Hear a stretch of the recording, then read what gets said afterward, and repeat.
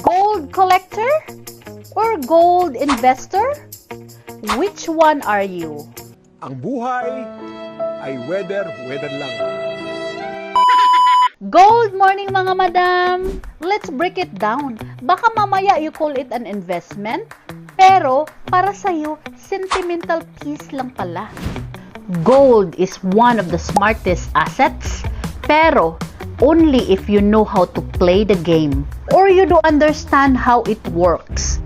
May mga nababasa kasi ako na mga comment na sabi nila, nalulugi din ako, madam. Yung binili kong 10,000, naging 7,000 na lang. What do I do? ganito kasi yan. Investor, they buy for strategy and sell when the time is right. Collectors buy beauty and sentiment.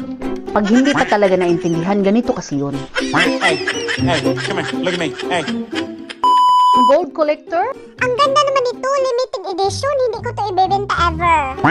ang gold investor, Tumataas na ang market price. Time to cash out and reinvest. Invest.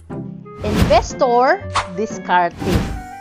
Collector, emotion. There's nothing wrong being either, pero iba ang strategy. If you are a collector, flex mo yan. Pero if you call it an investment, may plano ka. Kailan mo ibebenta? Saan mo i-reinvest? Collectors enjoy your bling. Investors stay sharp. If you want your gold to grow, you need to plan when to let it go. So ask yourself, are you a gold investor or a gold collector? This is Madam Gold Digger reminding you, gold is beautiful, but gold with purpose, that's powerful.